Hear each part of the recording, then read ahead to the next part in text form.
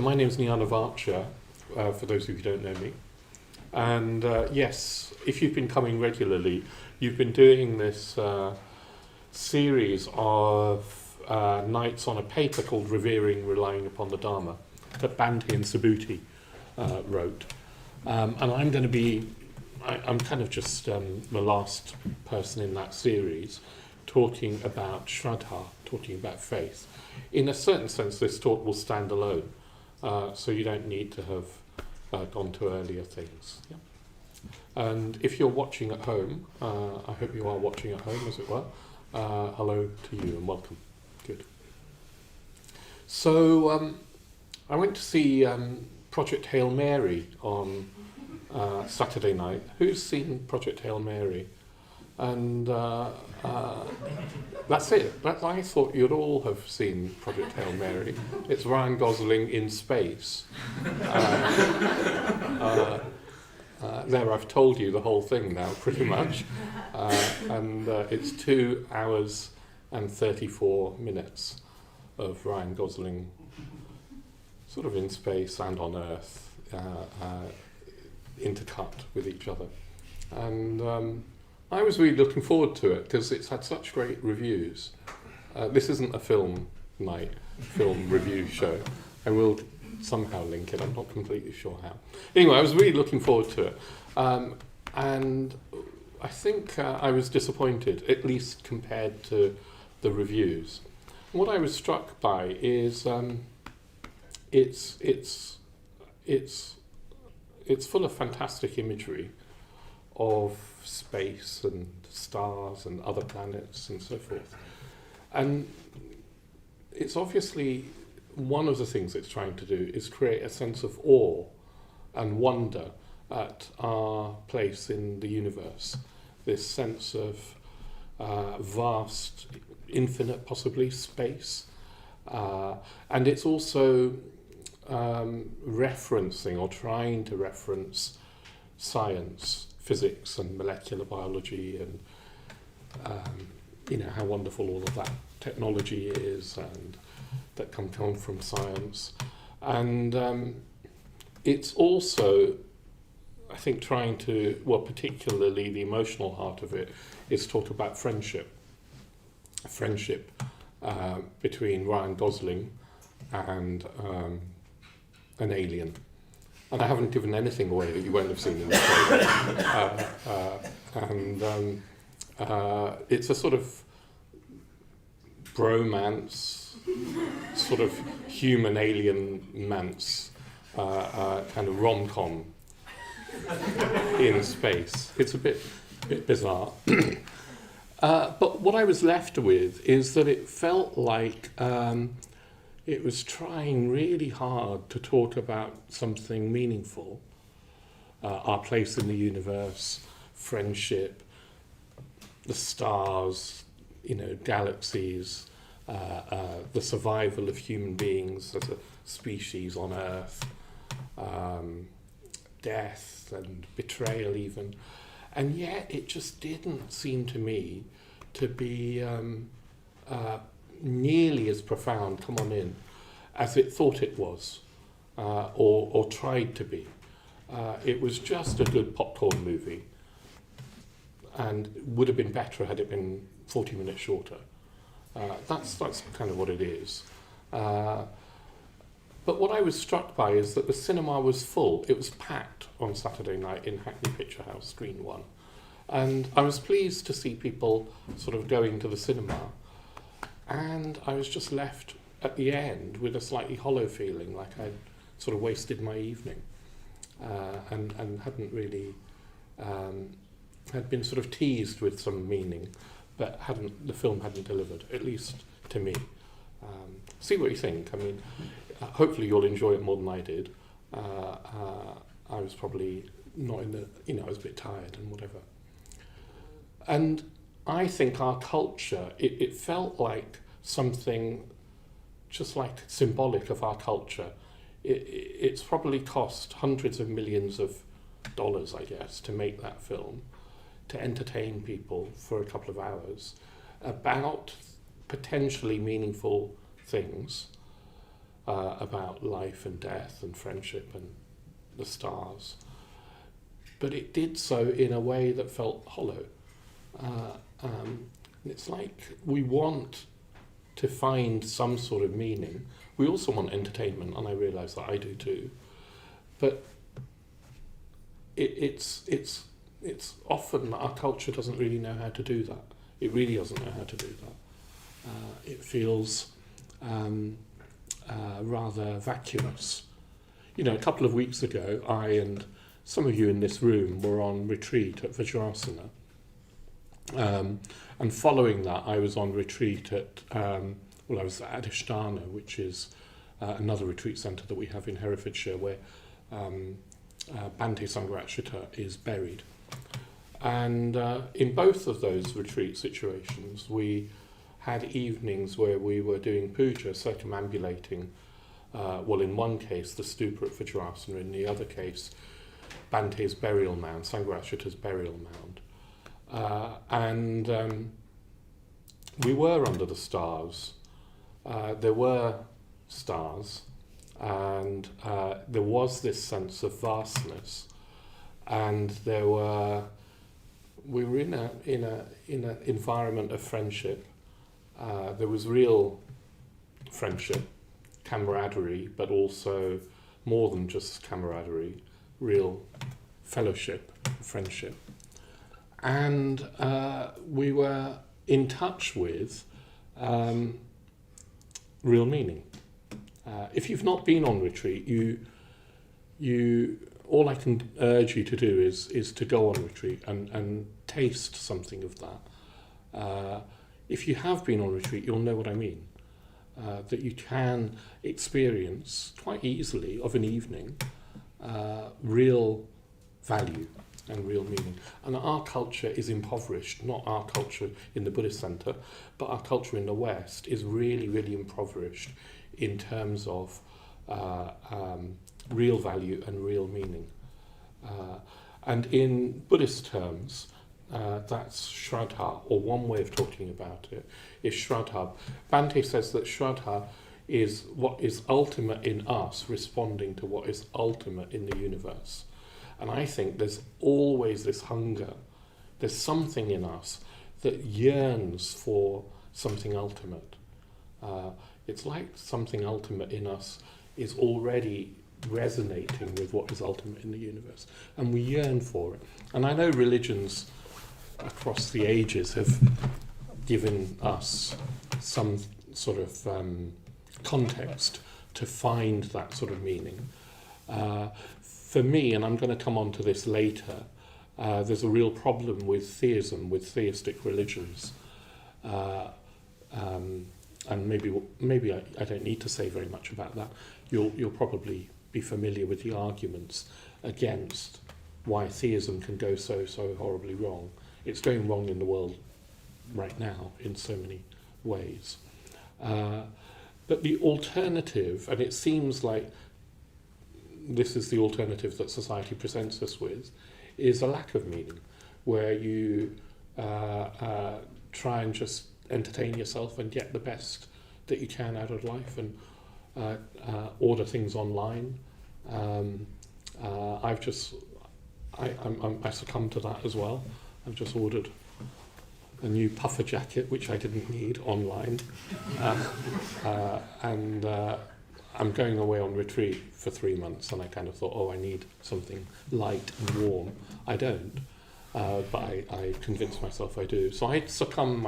I'm sort of prey to those cultural forces, but I at least feel that there's something more in my life that isn't either a dogmatic theistic religion that tells me that I'm either sinful or that I'll be judged in, or rewarded or punished by some sort of creator that I don't believe in. Nor is it, hi, come on in, and maybe somebody will help you find a spot. Nor is it this sort of vacuous offering of technology and shopping. Yeah? the disappointment, the hollowness that comes from that. This sort of relentless pursuit of pleasurable experiences that I also do. And none of them quite deliver. None of them quite add up to satisfaction. Yep. I think there is this alternative. That's what we're trying to do here. That's what you'll hopefully have glimpsed or tasted through your practice of the Dharma, and particularly if you've been on retreat. And I think that Buddhism is perhaps particularly well placed to talk about what lies between those two alternatives of theism and the potential sort of dogmatic fundamentalism that theism can be prey to, and this hollow, vacuous nihilism that where all you really can hope for is a good night out at the cinema and a better film, yeah, and popcorn. So that's what we're going to be exploring today. That's what I want to explore. And particularly I want to explore this response in us, or what is ultimate in us responding to what is ultimate in the universe. And that's a sort of aphoristic way of Bhante talking about Shraddha. Shraddha is this faculty in us that is innate and can be developed. It can be developed. And I would like us to, just this evening, explore that. The other thing, though, that I want to look at, and we'll do this in the meditation, is the place of devotion, is the place of, you could say,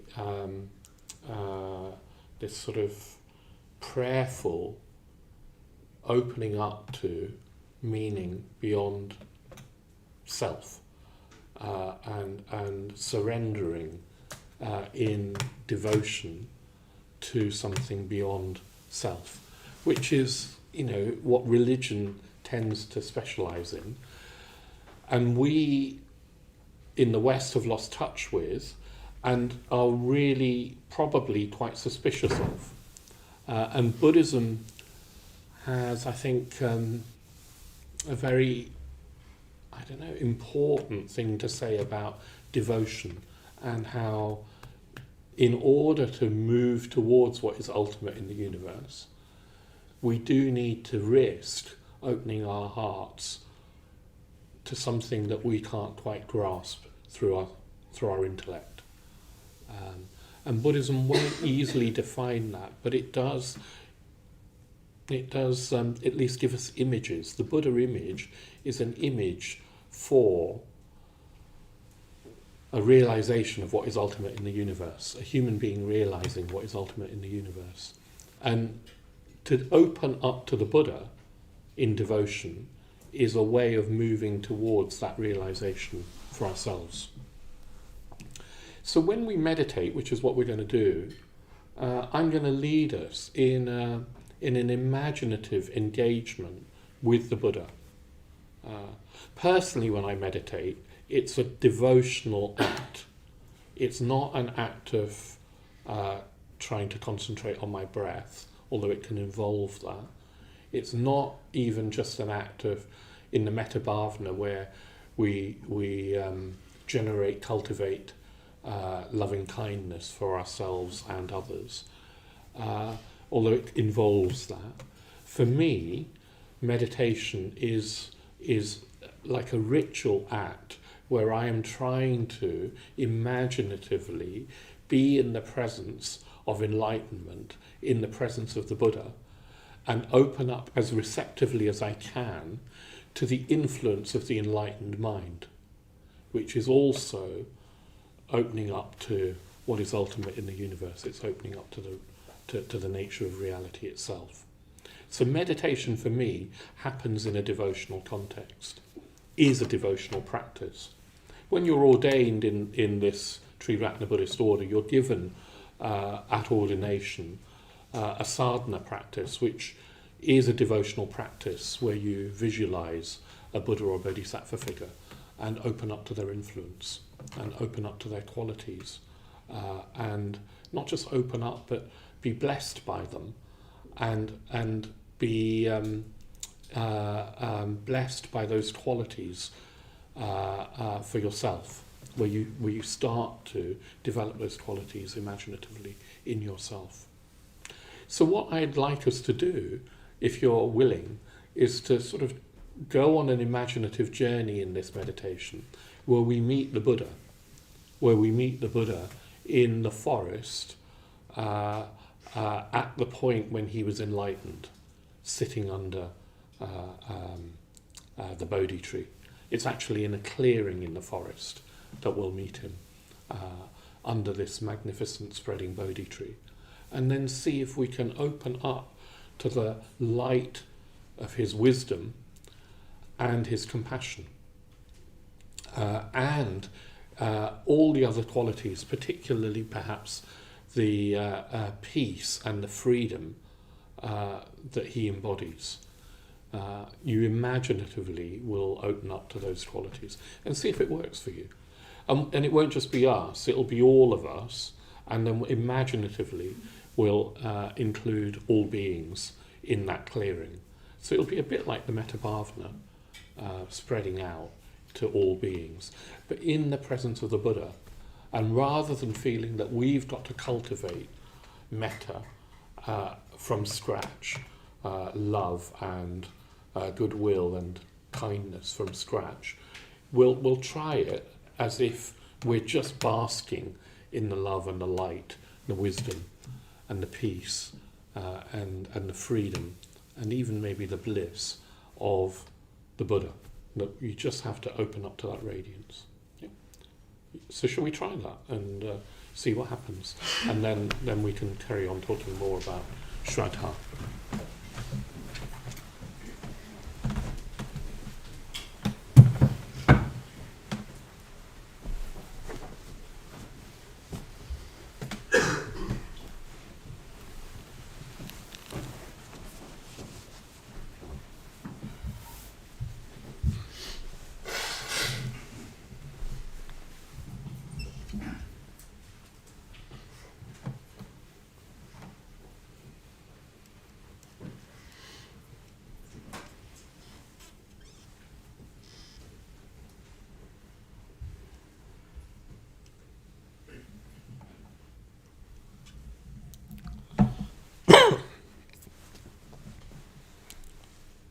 So let's begin by just taking a few deeper breaths.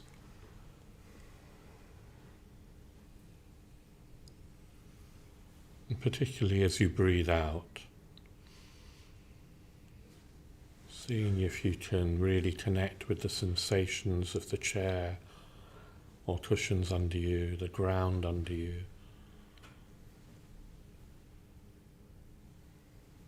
And with each out-breath, imagining the weight of the body dropping down through those supports,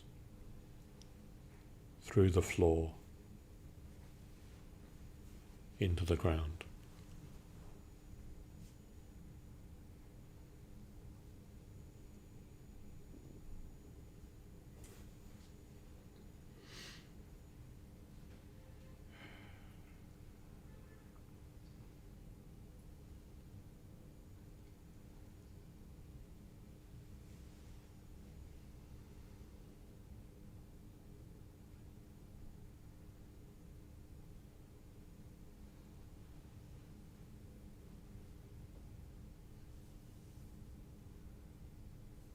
A sense of being rooted to the ground.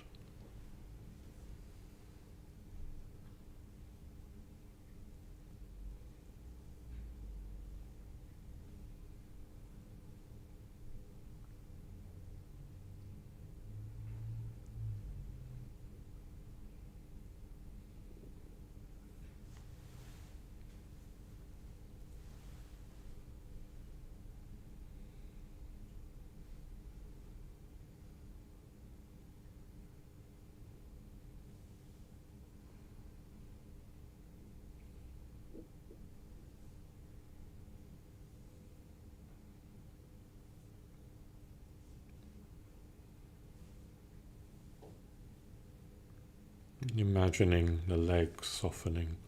the muscles in the legs softening.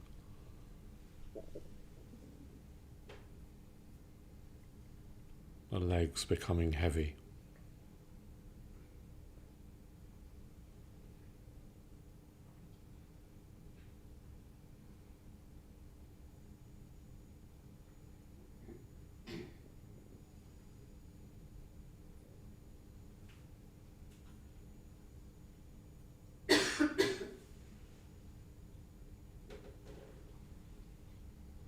Seeing if you can let go in the legs a little bit more.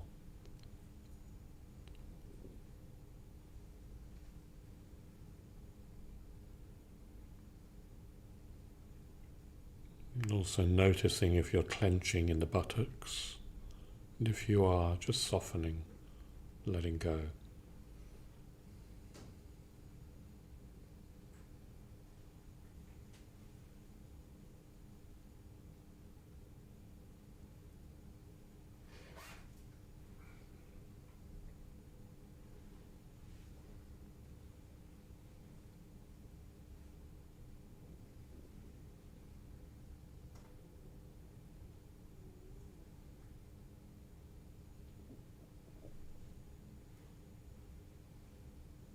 Having a sense of lift in the upper body, as if there's a thread lifting you very slightly from the crown.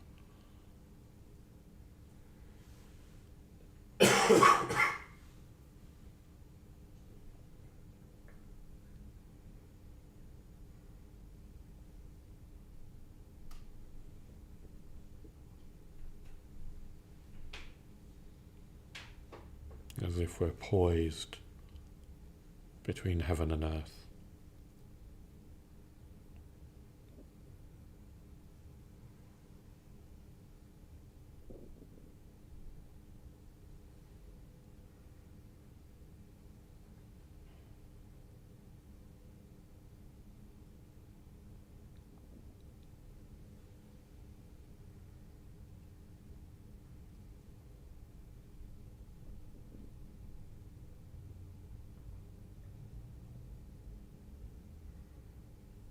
And having a sense of the face softening.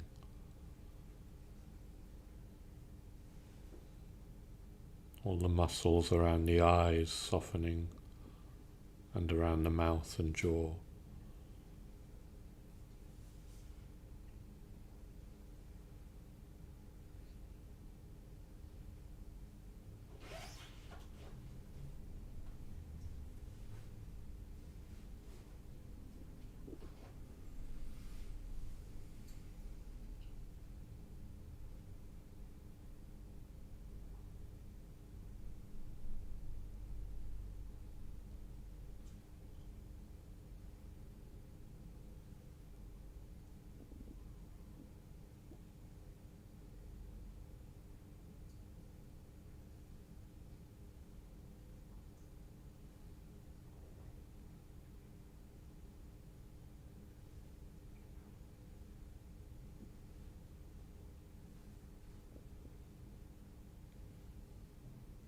And seeing if you can let go of the shoulders a little bit more.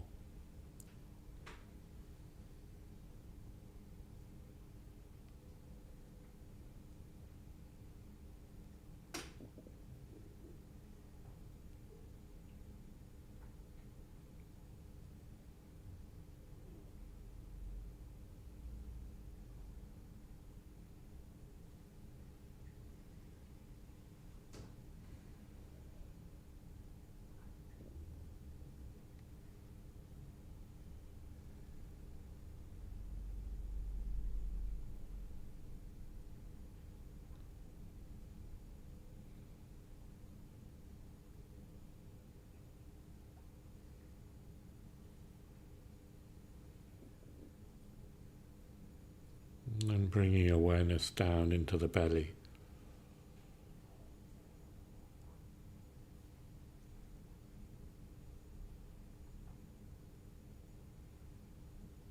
It's easy to hold on in the belly.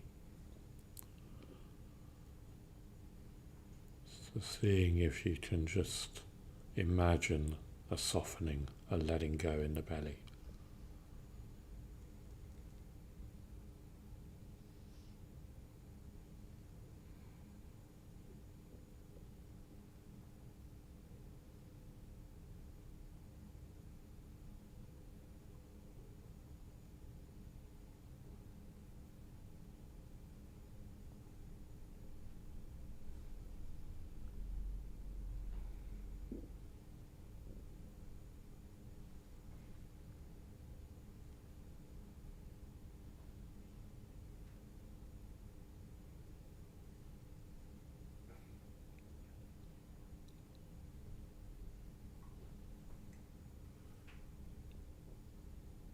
And broadening your awareness to include the whole of the body and its sensations,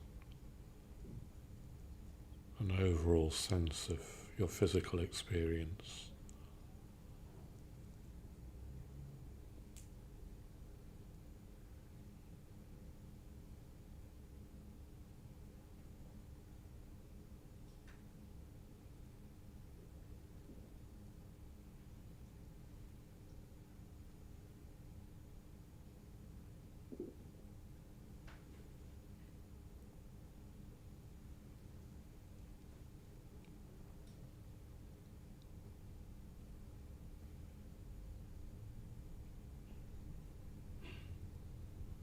And including in your awareness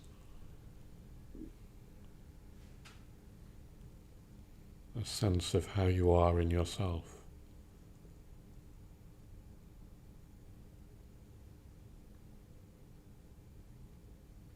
The emotional tone or flavour of your experience. Perhaps noticing how you feel in the heart center.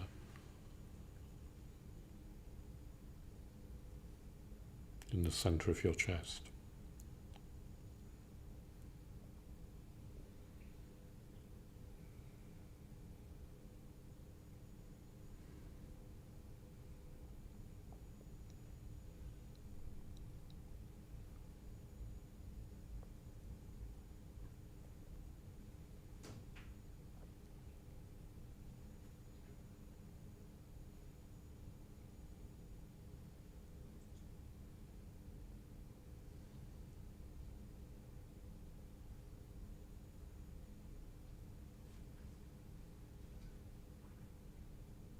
Imagining becoming a little bit more open-hearted, tender-hearted.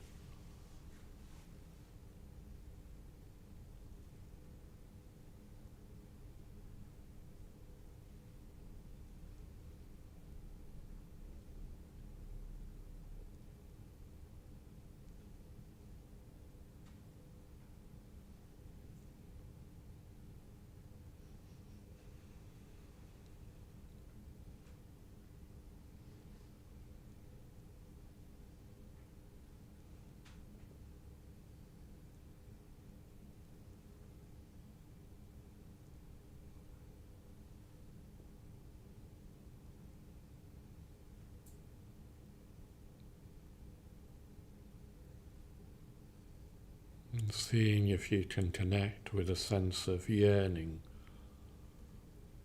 in the heart, yearning for meaning, for real meaning and real fulfillment,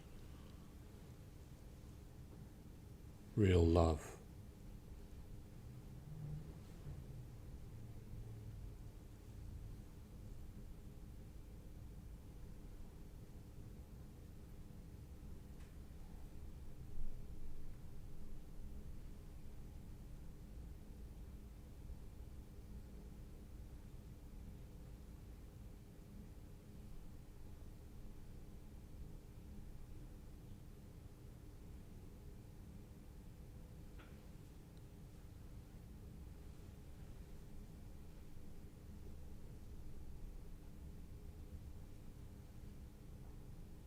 And letting that sense of open-heartedness lead you to a forest, on a clear moonlit night.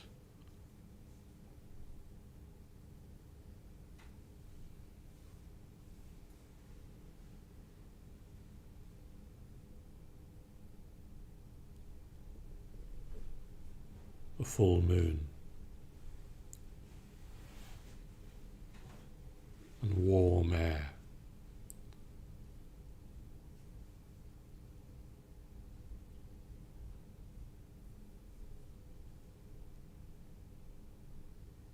And stars shining through the trees.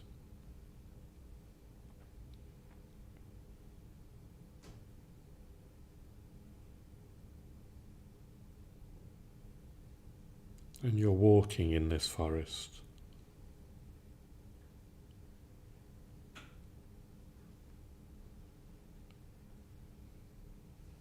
Towards a clearing where you sense a presence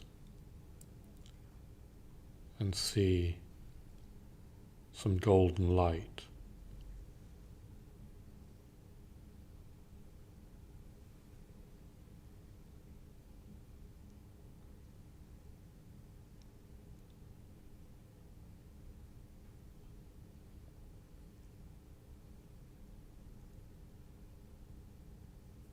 And as you come to the clearing,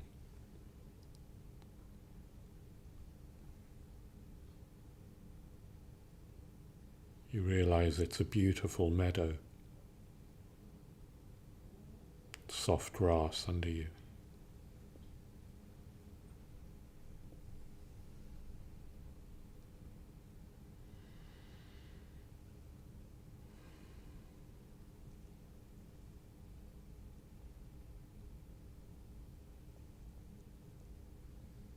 Wild flowers that have opened to the moonlight.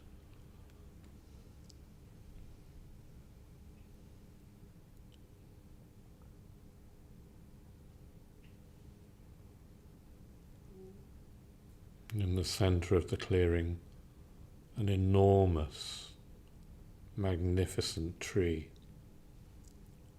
a Bodhi tree with heart-shaped leaves.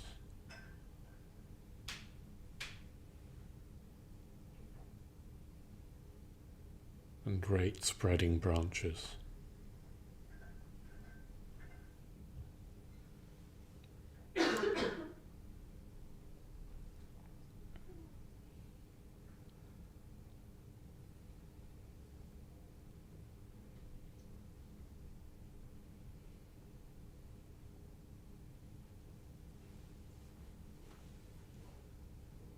And under the tree, on a seat made of grass, you see the figure of a meditating man.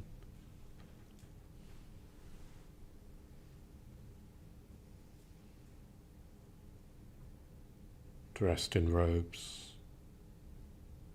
made of rags.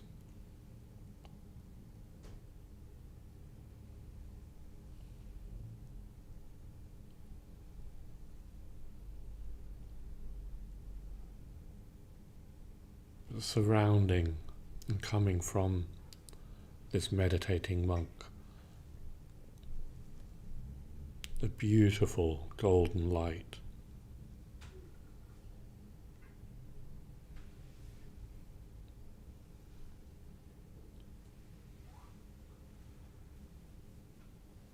Lighting up the tree and lighting up the meadow.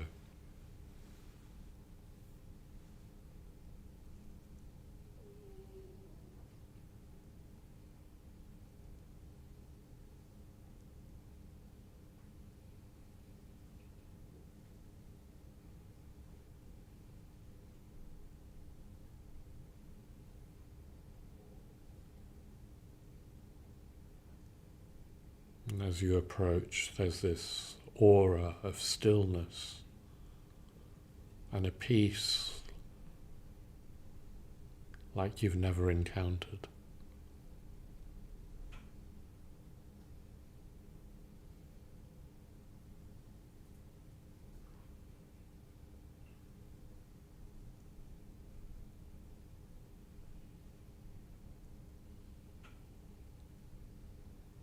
And you sit down on the grass in front of the Buddha.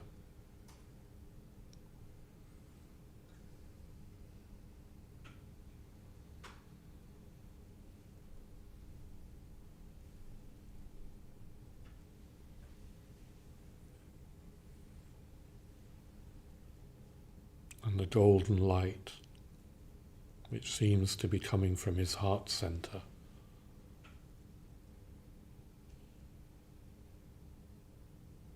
moves towards you in rays of gold.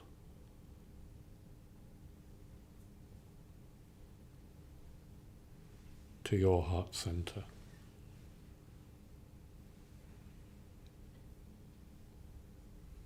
Entering you.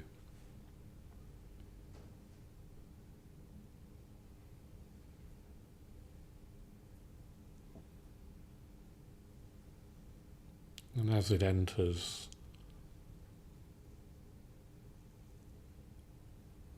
it's the light not only of peace and stillness, but of love, like all the love you've ever yearned for.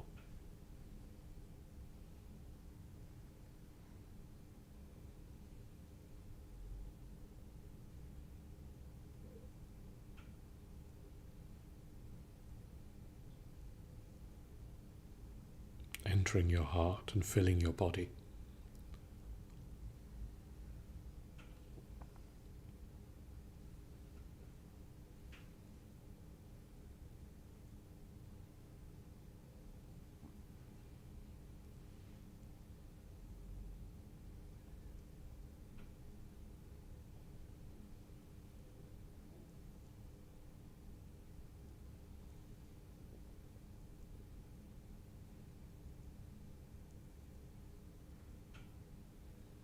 The Buddha's metta,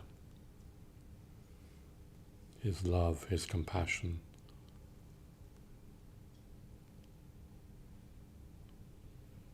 filling you.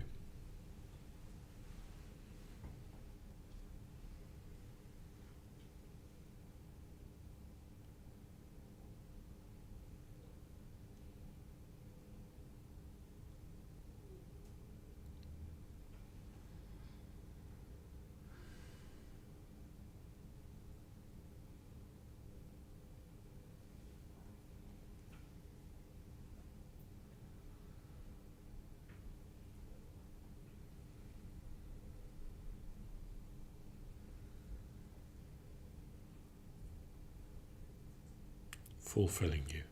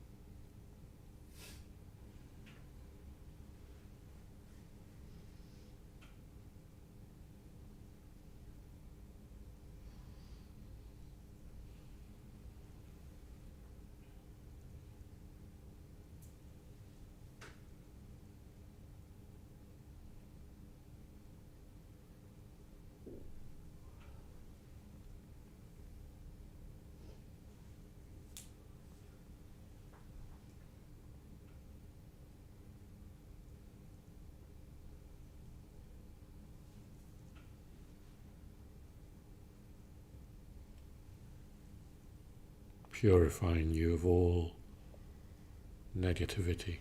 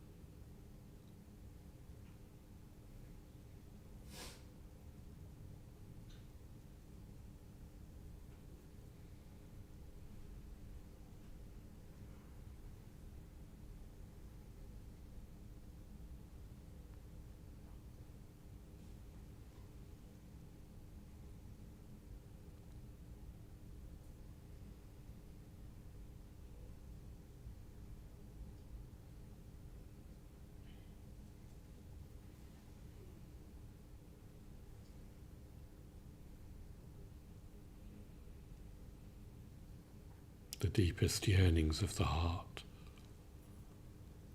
are fulfilled by this golden love and freedom and peace, and even the Buddha's wisdom.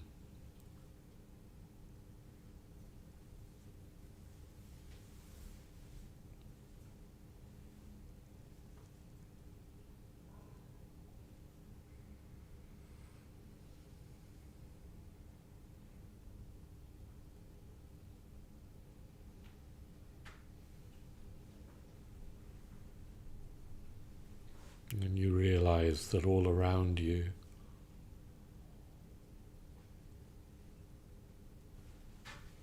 are thousands and thousands of other beings. It's like the meadow has become infinite, and all beings are basking in the Buddha's golden light.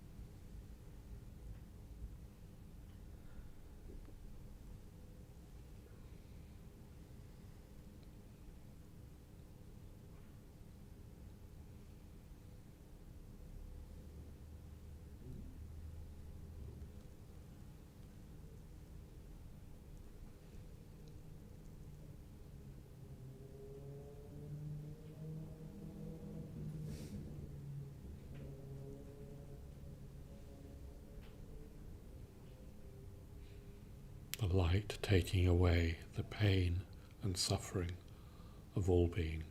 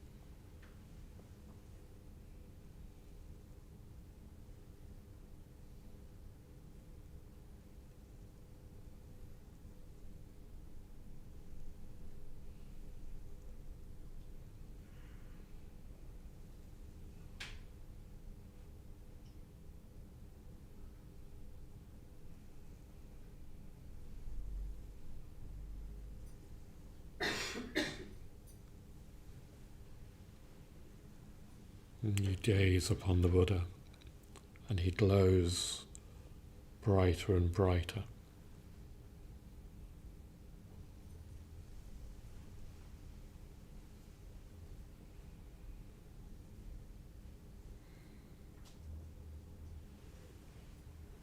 Till there's just a mass of blazing golden light.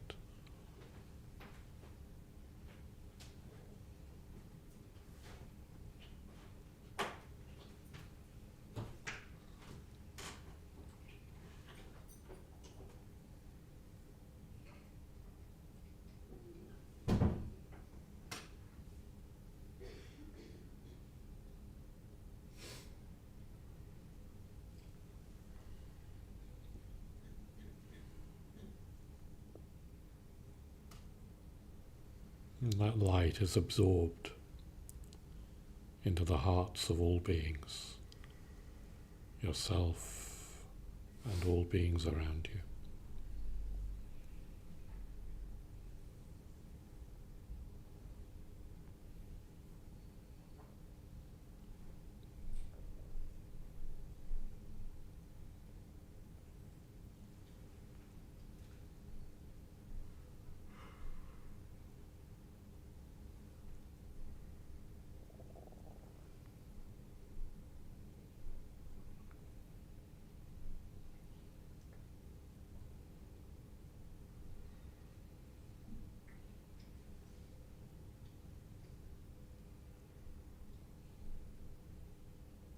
And the meadow dissolves.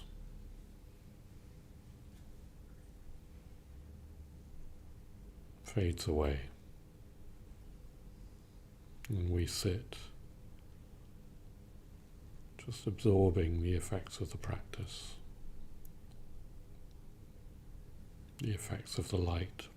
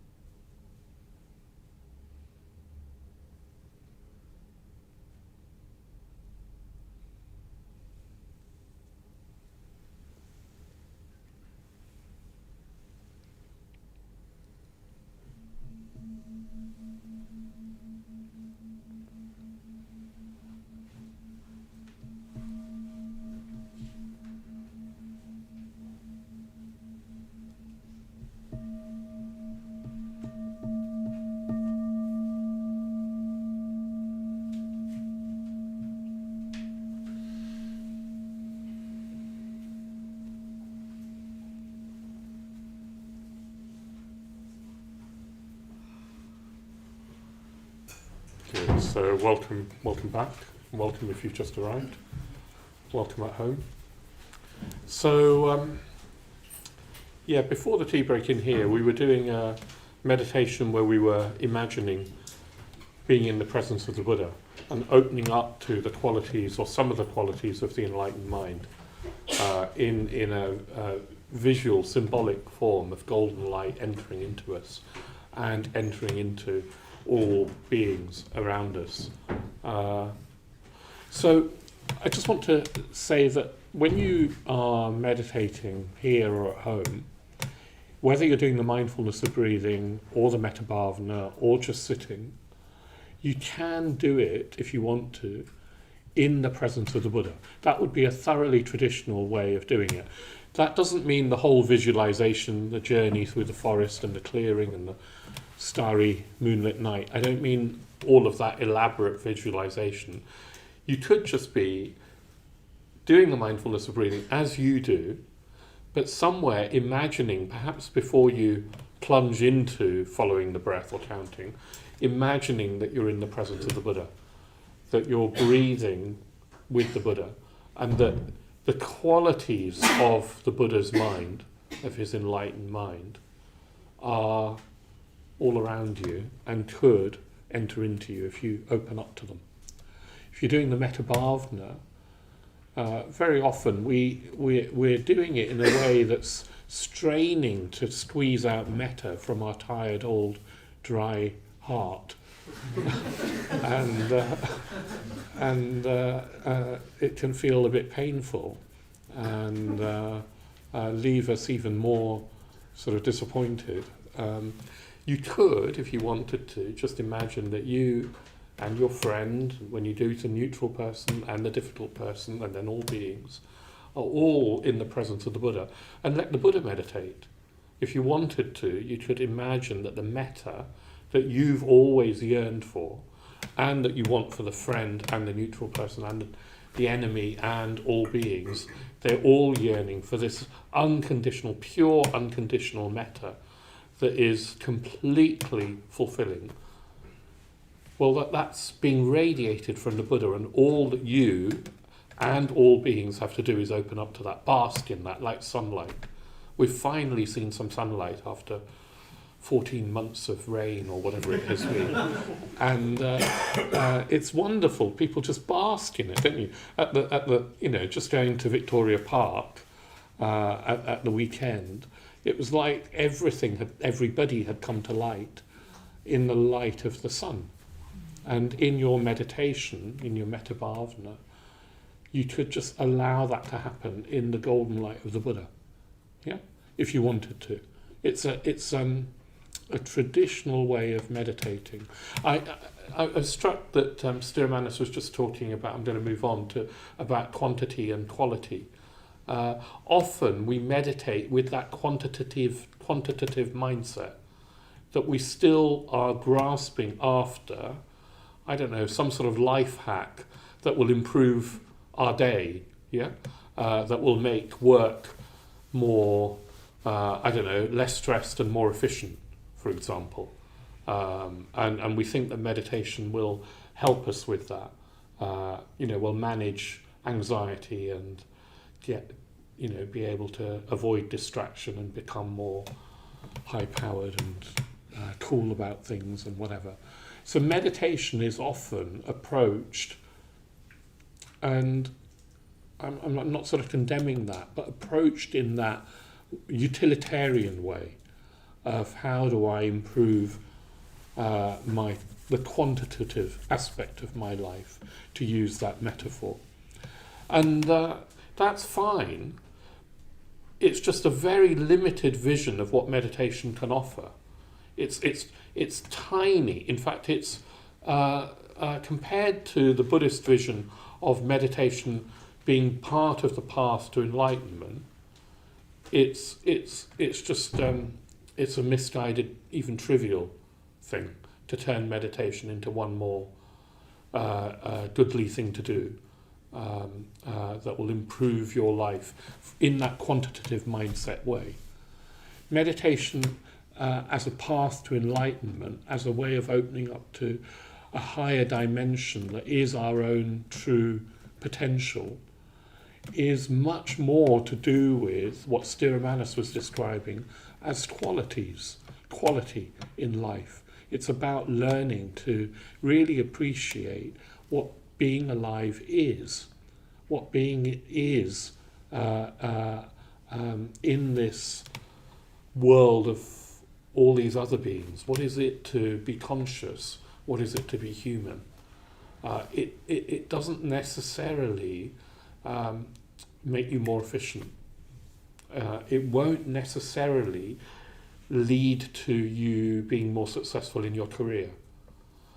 If meditation really starts to be part of your Buddhist life, it might destroy your career. It might well do. It destroyed mine. I mean this nicely. I hope it does for you. In the sense that if you're living to just make money, and just get more things so that you can, I don't know, just add to the quantitative aspect of your life. It's not really living. It's not really living.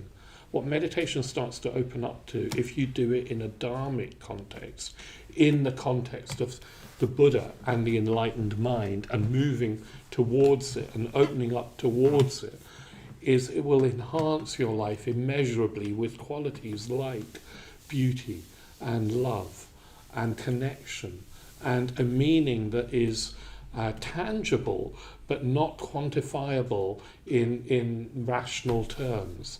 It will make your life richer in every human way. It will make you more able, sure, to withstand the ups and downs of life, but not in a closed down, hard-hearted way. It will open you up. It will open you up to the tragedy of the human situation, as well as the miraculous wonder and beauty of it.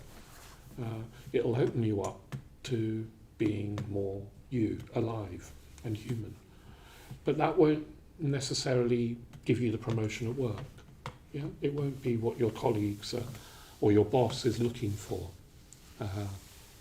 Great if he is or she is, but somehow I doubt it. So yes, the quality versus quantity. Meditation is, from a dharmic perspective, is looking to make us more human and more than human. The Buddha was, as it were, born a human being like we're born, but he became, in his consciousness, something more than human. Bhante Sangharakshita says the Buddha is like a species unto himself, a human form and an enlightened mind, a finite human body that ages and even dies, and an enlightened mind that has transcended all phenomenal existence, has transcended identifying with anything in phenomenal existence, including the body that the enlightened mind is a sort of is realized in. The Buddha didn't identify with his physical form. He even said, "Those who by my form see me not." If you really want to see the Buddha, and you can still see the Buddha, even though the physical form's no longer there, you have to rise up to the level of consciousness that the Buddha inhabits, which is boundless. It's like infinite consciousness. It's universal consciousness beyond the division that we all operate in, which is a me, a subject in here, and an objective world out there. There's a transcendent consciousness which is more in line with, well, it is in line with how things really are. From that perspective, we have got it very, very wrong. From the enlightened mind's perspective, we're like those people in Plato's image of the cave, where we're chained and looking at the wall of a cave in the dark, the fire behind us, and we can see shadows flickering onto the wall of the cave, not even cognizant that there's a whole world outside the cave, and the sunlight, daylight is outside the cave. It's like we're, compared to the enlightened mind, that's the sort of consciousness that we're occupying, even when you're really happy and you've got your promotion and you're having a really good day. From the enlightened perspective, we're just chained in this tiny little prison of self, and it's a construct of our own making. The cave isn't imposed from without, it's a prison in our own minds. So why am I talking about the enlightened mind? Well, partly that you can start to imaginatively open up to something of it in meditation, in ritual, in puja. If you haven't already done this, I'd really encourage you to have a shrine, build a shrine at home, where you have an image of the Buddha, or if you don't want an image of the Buddha, an image of meaning and value for you, and make it as beautiful as you can, and spend money on it. Like, sometimes people send me little images of their shrines, and one doesn't want to ever say anything disparaging about somebody's little fledgling heart responses to a shrine. But it could be better. A lot of them could be a lot better. You could be bigger, it could be more beautiful, spend some money on it. Buy an image of the Buddha or a Buddha and a Bodhisattva. Buy an image of enlightenment, or as I say, an image that means you, and create something beautiful. And then meditate in front of that, light some candles, and create a little ritual, and then meditate in front of that. And then in your meditation, if you want to, imagine that you're sitting in the presence of the Buddha. Yeah? And that you're opening up to the meditation of the Buddha. Let the Buddha meditate and see what that's like. And it's not cheating to do that. Somebody said to me, that sounds like cheating, which is wrong on lots and lots of levels. After all, when you are imagining the Buddha, where do you think the Buddha is? He's in your mind, isn't he? In your consciousness. So if you're imagining the Buddha, and that helps you open your heart to quality and value and meaning and love, it's not cheating. Yeah. Sometimes what people get mixed up with, I guess, is a theistic concept that the Buddha is a sort of literally some sort of golden being on a lotus somewhere in some heavenly realm. And Buddhism doesn't take things quite so literally. It says, look, this is an image of the enlightened mind in human form, an image of what's highest in reality or ultimate in the universe in embodied human form. There is something that image corresponds to, but it won't literally look like that. Yeah. It'll appear in whatever way is appropriate to us, to our consciousness.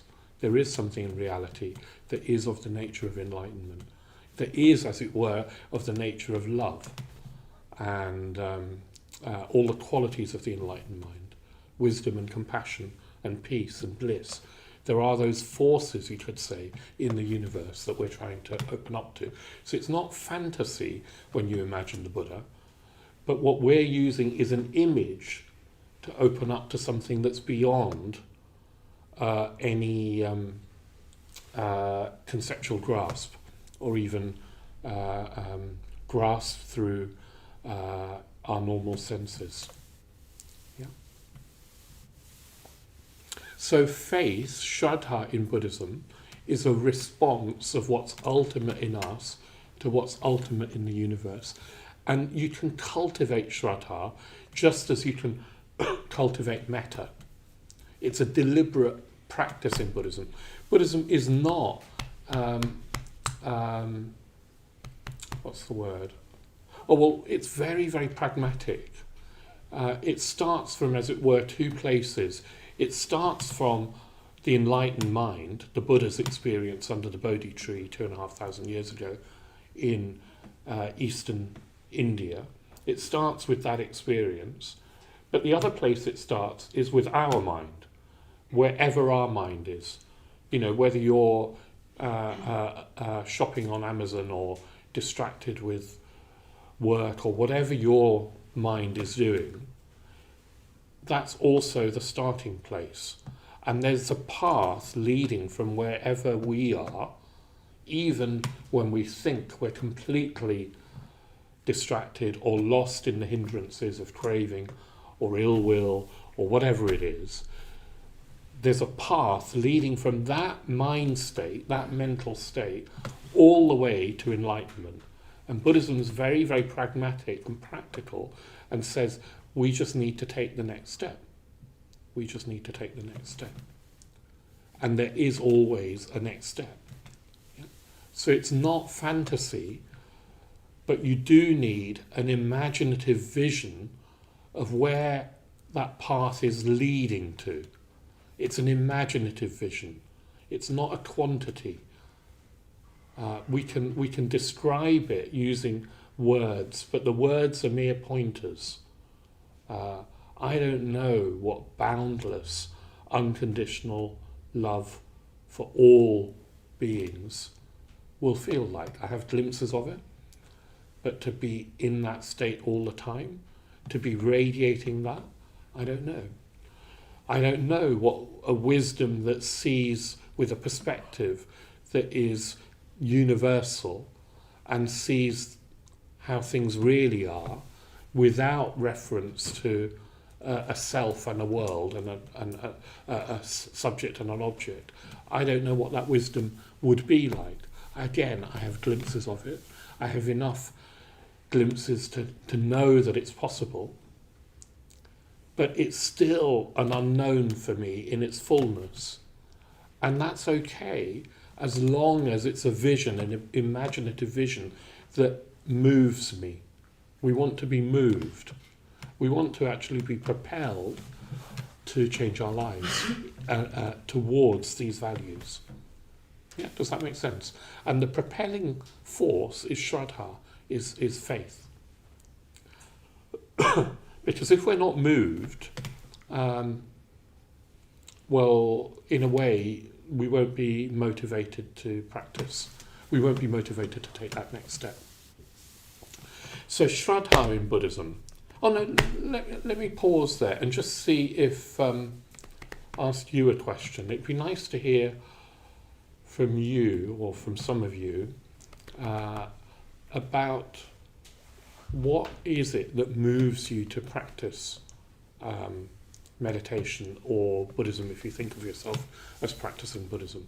What is it that's in your experience, in your actual experience, perhaps in your experience of life, what is it that's moved you to practice meditation and Buddhism? Yeah, Amlashri. For me, I think it's fear of the endless rounds of rebirth. Fear of the endless rounds of rebirth. So can you say a bit more about what do you fear about the endless rounds? Wouldn't it be nice to keep coming back? I don't want to come back, and I have a couple past life memories, so I have a lot of faith that something continues on that basis. Yeah. And then it just goes on and on and on. Yeah. And I want to get out. Yeah. And as you've been practicing, do you think you've been making progress with that motivation? Yeah, I think that maybe one of the things is just relaxing a bit more about it, so I'm less like averse. Yeah. And more interested in developing wisdom and compassion, which I think is how that freedom from the rounds of rebirth will truly come about. Yeah. So that's interesting, isn't it? That there can be a backing off from suffering. In your case, quite an existential vision of a thoroughly traditional existential vision that we're on this round of birth and death and rebirth and re-death, and that we've been doing this game of life for countless lives. That's the tradition. And that each time we take birth, we forget. Yeah, we forget. We think it's, as it were, for the first time, and we don't learn or grow. If we don't learn or grow, we keep doing it.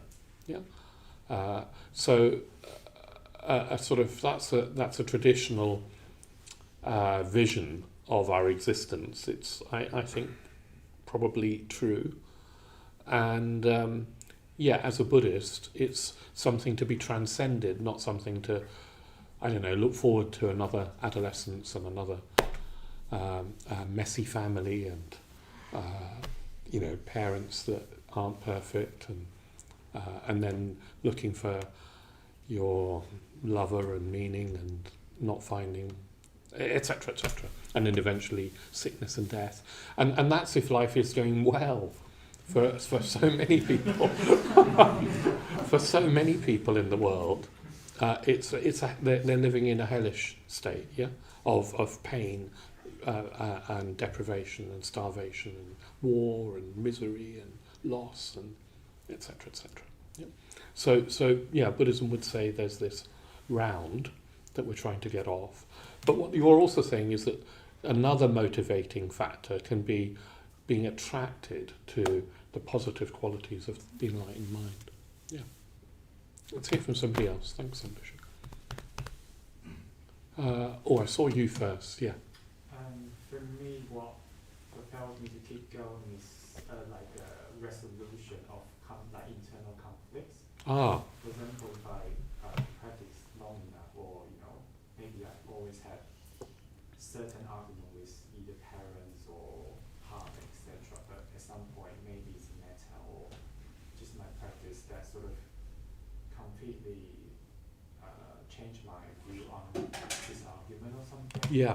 I don't ever pick up that argument again. For me, that's just a sign and very reassuring for me that I'm on something on the right path for Yeah. my life. I want to improve, even if it's not months. Maybe I don't see progress by months, but after maybe a couple of years, I look back, I definitely feel that I'm on the right path and progressing.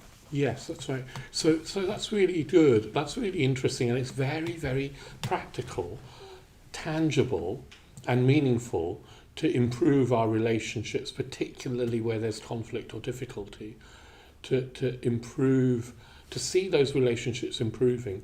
Sometimes not by anything that the other person has done differently, but by working on our own minds through metta and practicing the metta bhavana, we become a bigger person, and sometimes actually the other person responds differently because we've changed. But yes, relationships can improve. And after all, relationships are so, and I don't just mean sex and romantic relationships, I mean all our relationships with people are such important factors for what makes us happy or unhappy. Yeah, much more so than quantitative things often. Yeah. So improving your relationships, and as you said, it might not be immediate. It might not be for a month, or you might have to wait. Well, keep practicing, and after a year or 2 years, you look back and you say, "Oh, something's changed."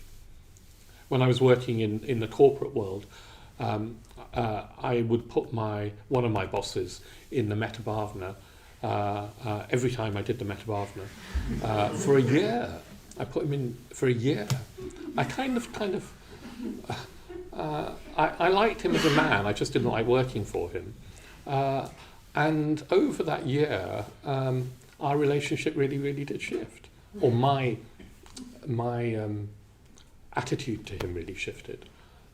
It also helped that I stopped working for him. But I do believe that metta can really affect your relationship. Yeah, and transform them. I saw other hands and I've forgotten where they were. Thank you. Yeah, go on. Yeah. Yeah, mine's quite simple. I fell into major depression in 2019. Yeah. That was suicidal in its nature, and my mind showed me the way. So the recovery was constantly experiencing huge repressed somatic memories in my body. Oh my goodness. That I would choose to just observe, send love to, occasionally have a dialogue with. I started noticing that some of those memories were from past lives. Started to be able to separate them out. And then came to the Buddhist centre at the very end of that period, and I consider myself completely recovered now. Wow.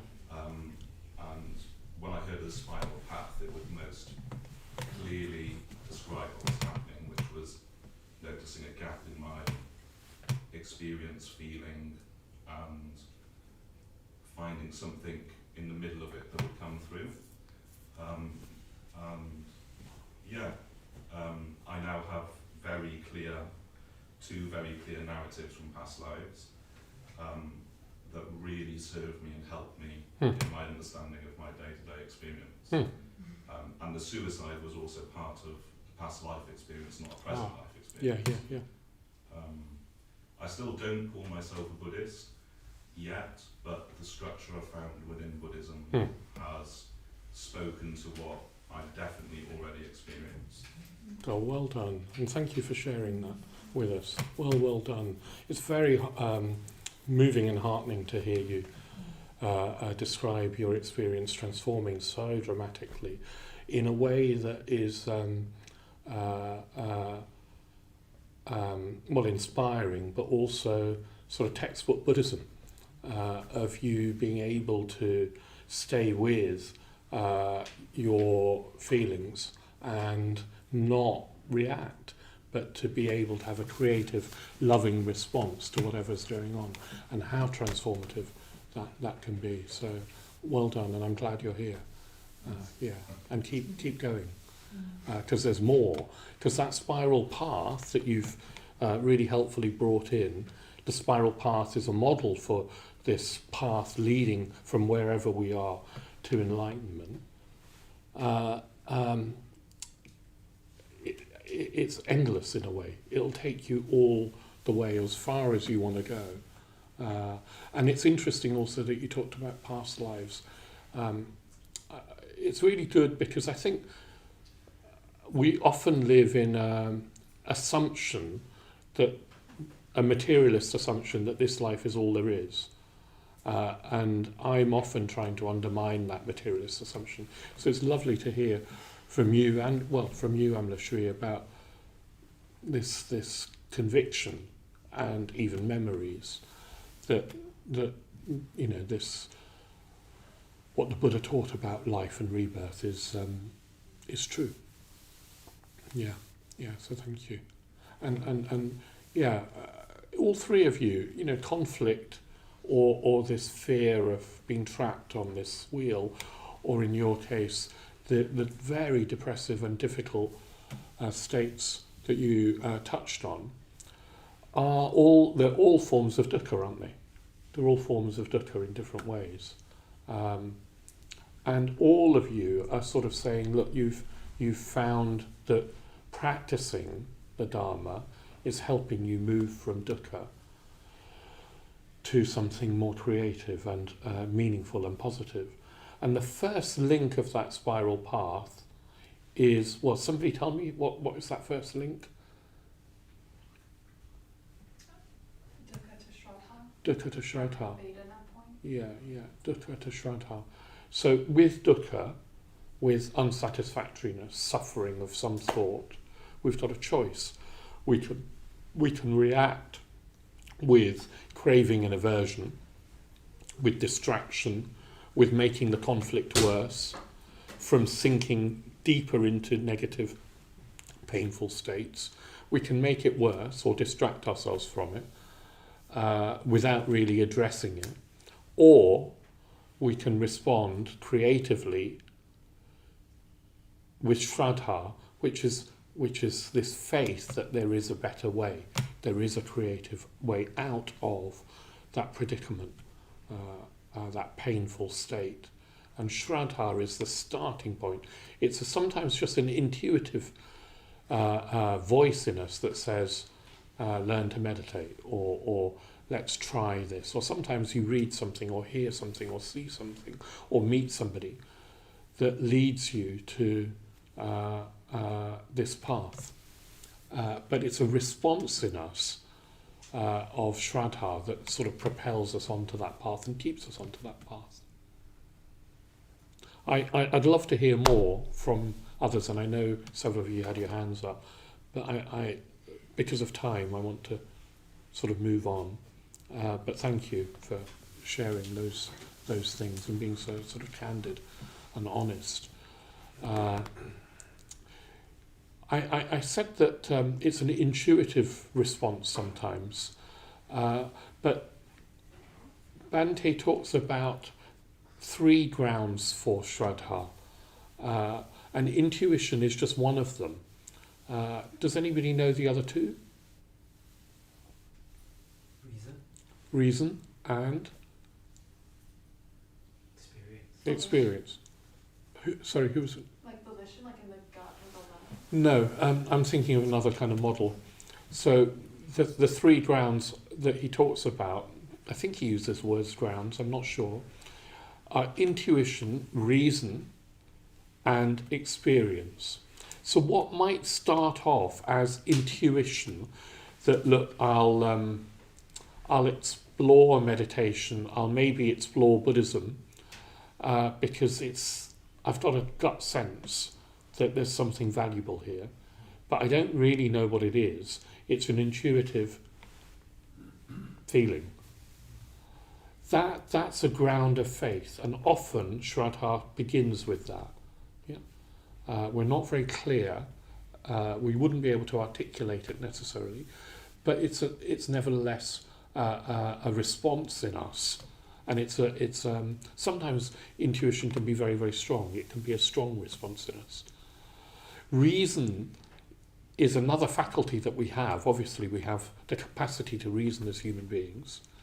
And it's really important that we bring that faculty in if you travel up that spiral path. It's really important that you use your reasoning capacity to learn what the Buddha actually taught about the Dharma, about the spiral path, about the path that leads from enlightenment, from here to enlightenment, about the nature of reality, about what causes suffering and what causes freedom from suffering, or leads to freedom from suffering.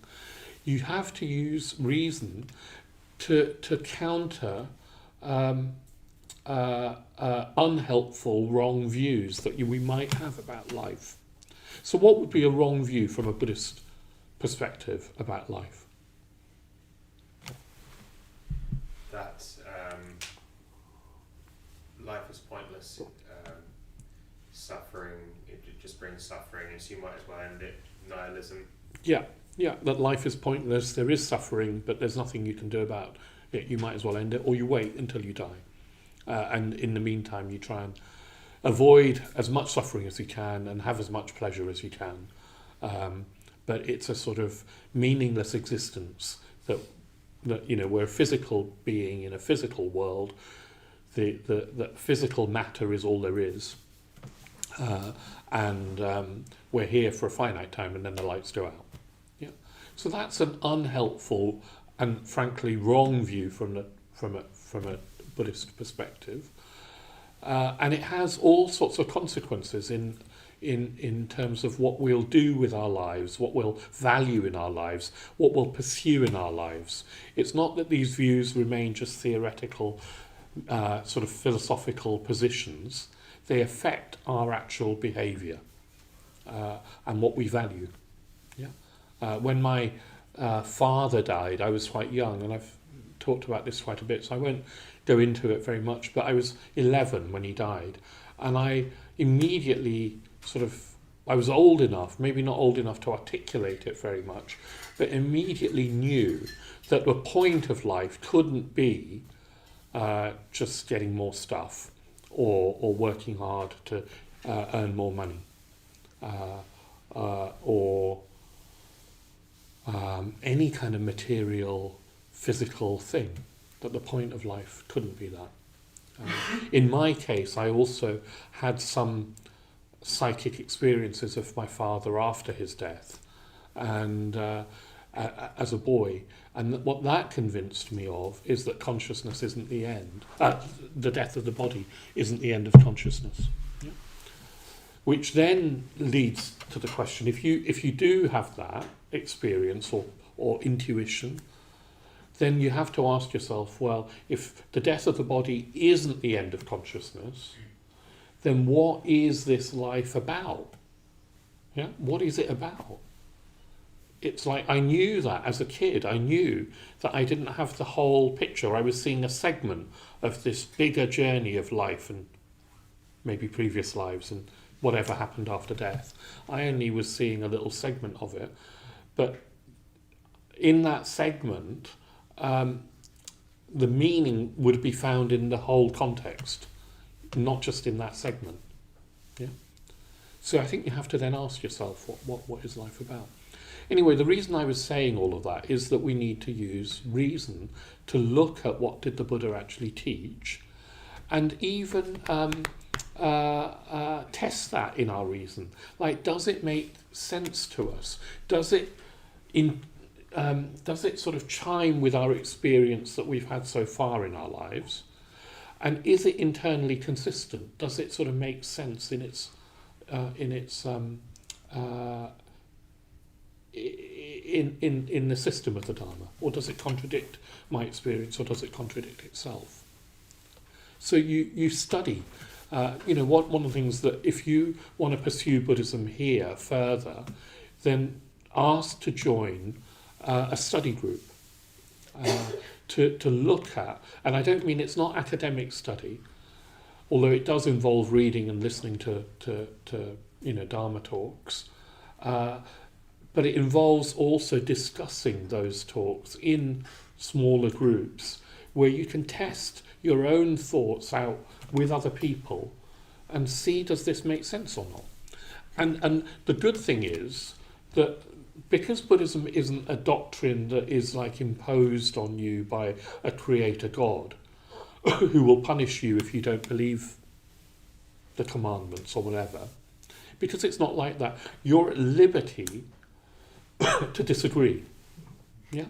Even when the Buddha was teaching, when the Buddha was alive and he was teaching, he was saying, don't take my word for it, test it. Test these teachings out in your own lived experience, to use that popular phrase. Test it in your experience and see if it works for you. Yeah. So first of all, you've got to actually reason and understand what the Buddha is getting at. As best you can, try and form some clarity about the path to enlightenment, and even some clarity about what enlightenment is and isn't, and who the Buddha is and isn't. And then test it in your own life, and then hopefully, if you practice, you'll have evidence from your own experience. And then that's the third ground of faith, when you can say, yes, I have experienced some positive change in my life, as the three of you have attested to. That, yes, this seems to work, because I know that it's worked in my own experience. That then strengthens your intuition and your conviction in the teachings. Yeah. So then you can go deeper, because there's always a next step. So intuition, reason, and experience are the grounds of faith. Another way of talking about it, which Bhante does do sometimes, is three kind of modalities of faith, of Shraddha.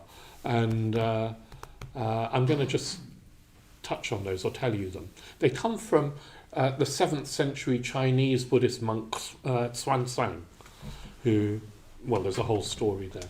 You know some of you are too young to remember Monkey. Do you remember Monkey? Monkey, the television program? Anyway, it's a mythical program based on the life of Xuanzang, his pilgrimage to India from China. Anyway, Xuanzang talks about three kind of modalities of faith, you could say three different aspects of faith.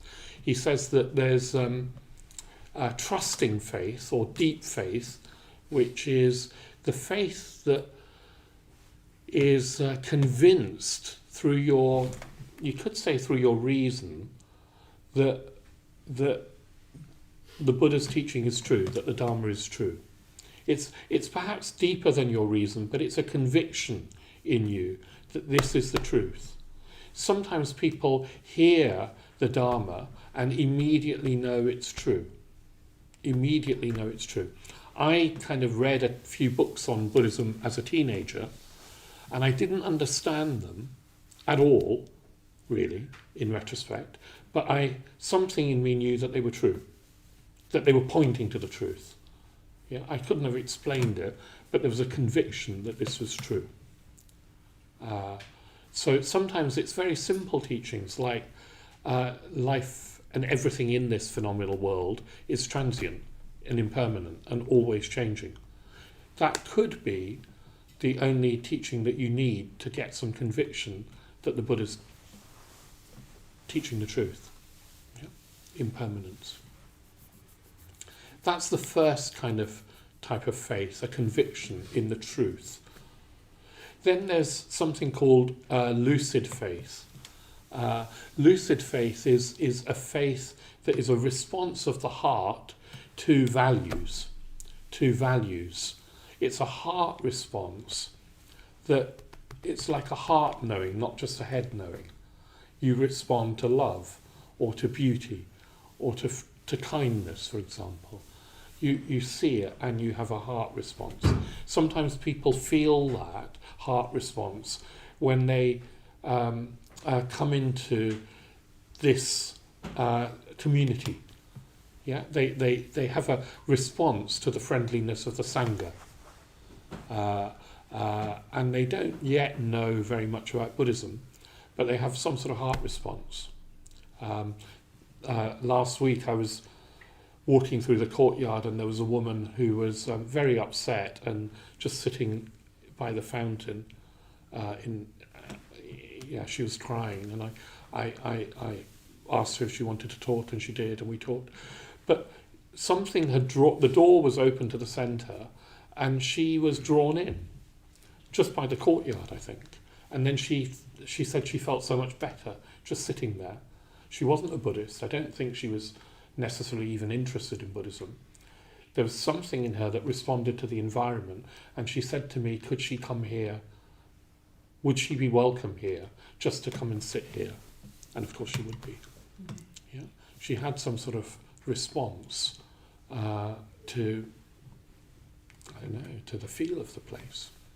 That's a sort of lucid faith. It can be mild, or it can be a very strong heart knowing and a heart response to qualities of the Buddha. But you may not even know that they're qualities of the Buddha. You encounter them perhaps wherever you are. It can be a response to beauty, for example. Some people have a very vivid response to beauty. And they know it's meaningful. Yeah, they know that this is a value, and maybe they're an artist, maybe they're not, but there's a meaningful heart response to something in nature, perhaps, that's beautiful, or something in the world that is beautiful. So that's lucid faith. And then the third type of faith, it's an aspect of faith, because they're all linked, is called longing faith. And longing faith is not just this conviction of the head, or this heart knowing to qualities, but longing faith is a certainty that you can move towards the goal, however you conceive of the goal.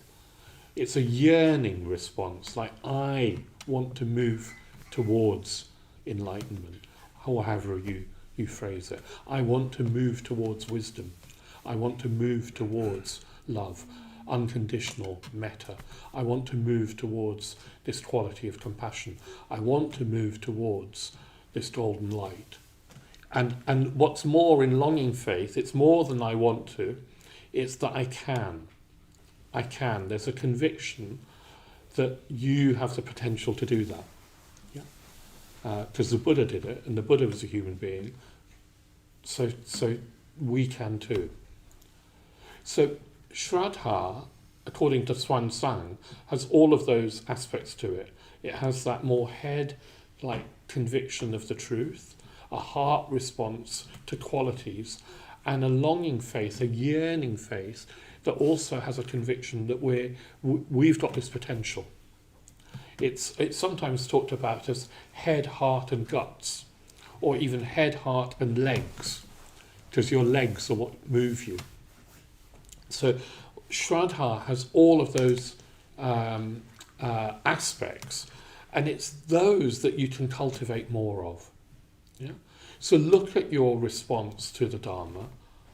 you're here, so something must have moved you. Look at that and say, well, how do I, and what do I need to cultivate more? Is it more like I need to learn more about what the Dharma is? Do I need to learn to open my heart more to the qualities of the Buddha? Do I need to cultivate more of a sense of confidence that I can do this, I can practice? Because sometimes people have that sort of response to the qualities and even knowledge of the Dharma, but they lack self-confidence. They think everybody else can meditate but me. Yeah? That I'm rubbish at practice, I can't do it. That is a lack of faith. It's a lack of faith in your capacity, and it's wrong, basically. Yeah? The Dharma works if you practice it, and nobody is sort of outside of that. If you've got a mind that works, then you can practice. You can practice. So to think that you can't do it is, well, it's lack of faith, it's lack of this longing faith, which is abhilasha, but it's also a spiritual, sometimes a spiritual laziness that thinks, I can't do it, so it's a sort of letting oneself off the hook. I can't do it, so I don't need to bother. And also, Bhante says it can be a sort of form of conceit, like everybody else can do it, but I can't. And he would say, well, what makes you so special? Because the Dharma just works. Yeah, it works if you practice it. Bhante had, I think, complete unwavering faith. When you met him, it was so evident in everything he said and did, but more than that, it seemed to be evident in his being. It sort of radiated confidence in the Dharma. It was like it was tangible when you were with him. Even if you just listen to him talk. Unfortunately, you've got loads of recordings of his talks. You listen to him talk about the Dharma, and it can inspire confidence, because you've got somebody who's, I think, deeply rooted through head, heart, legs, through intuition, reason, and experience in the Dharma. So I want to sort of start wrapping up now.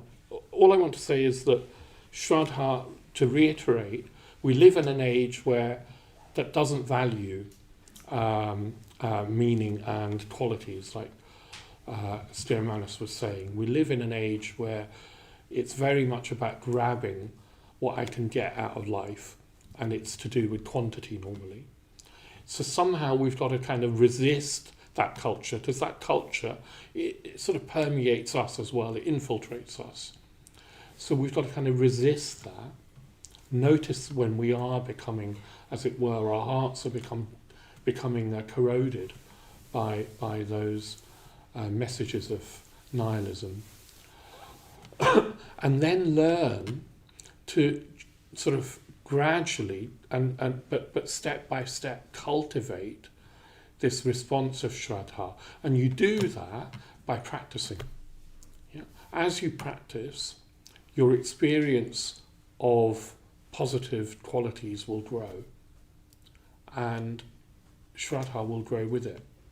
Yeah? As you practice, that motivation will hopefully grow. And it does take work to cultivate Shraddha and keep in touch with Shraddha. It's so easy to lose Shraddha, even after ordination. I've seen people after practicing Buddhism for 20 years and then lose Shraddha, lose touch with it, as it were, forget what was so meaningful. And then sometimes you see them come back years later. They go on retreat and they say, I remember again. Because the world takes over if you let it. So our task is to stay in touch with Shraddha and let that take us deeper into practice, to keep taking the next step, and to keep looking at what sort of Do I need to work on my reason? Do I need to work on my heart response? Do I need to work on my guts and my actual confidence in practicing? What is it that I need help with? Meditate every day. Keeps you in touch with Shraddha. But meditate in the presence of the Buddha. Imaginatively, but also in your shrine, in front of your shrine. Hang out with other people who are trying to practice. So Sangha is so important, because if you are just, well, as I used to do, just hang out down the pub with my friends and colleagues who weren't practicing, I was the weirdo who was doing, this weird thing called meditation. And in the days that I started practicing, it was weird. So that is undermining. You do need people to support you. So get to know people in the Sangha, which means make an effort to, approach somebody and say, shall we go for a walk? Start to make friendships, and particularly make friendships with people of the same sex as you. And if that's complicated, well, then talk to somebody about that. So make friendships. What we're trying to do, this might sound now utilitarian, so I don't really mean it in that way. But there's something very important, which is that we're not just practicing for excuse me. Excuse me, I've got a frog in my throat. We're not just practicing for ourselves and for our own happiness and our own well-being, even though that might be the initial motivation. Of course, it's a normal and natural motivation and part of what propels us. We want to be happier and more fulfilled and have a more meaningful life. But in the end, that can't be the whole point of Buddhism. The point surely has to be something to do with transformation of human consciousness, all of us, as a community, but even more than that, as a species. The transformation of human consciousness, the raising of human consciousness to a higher level. That the Buddha taught that all human beings have the potential to develop their consciousness all the way to enlightenment, and that is the human birthright. And I don't think that sort of just becoming enlightened on one's own is enough. I think the world, human beings, our species, needs to raise the level of its collective and individual consciousness. Does that make sense? If the world is to, not go, down a plug hole, it will be because we've raised our level of consciousness. Of course, we'll need technology and innovations and social systems and structures and all sorts of other things. But those things, without raising our level of consciousness, won't do it. And the problems that we face as a species and as a world won't be solved on their own level. We've got to do something individually and collectively, and that means it's a huge task, but it does mean each of us working on our own minds. I don't just mean that you can do this without working on your own minds. Sometimes activists, well-meaning activists in any sphere, are trying to transform the world, but they're not doing so by working on their own minds. And if they're not careful, they just add to the anger and the hatred in the world, and can also get burnt out. So the answer has to be this twofold thing of working on one's own mind, cultivating and developing Shraddha and moving up the spiral path, each of us individually, and combining our efforts and forming Sangha to help more and more people join this community of people trying to transform themselves, and in doing so, the world around them. Fortunately, Triratna, which the London Buddhist Centre is part of, is not the only Sangha that's trying to do that. There are lots of communities, spiritual communities, who are trying to open up to something higher, open up to, you could call it the divine. Buddhism just doesn't use the language of God because it's so problematic, and it doesn't believe in a creator. But nevertheless, if you use the word divine poetically, there are lots of communities trying to do that. I just think that Buddhism has a very, very clear path to doing that, a very pragmatic and clear path, and we can contribute. And if you start to feel hopeless sometimes when you read the news, I don't actually. I do watch the news or look at the internet, but I don't feel hopeless. And part of that is because I feel that I'm trying to, within my sphere of influence, do something meaningful. And that's all one can do. So if we're all doing that, then I think there's lots of hope. Yeah, there's always hope. So Shraddha is that sort of motivating force, but it's not just an intuitive force. You also have to use your head and reason, test it in your own experience, and do something. Do something to change the way you're living for the better. I can do that. Thank you.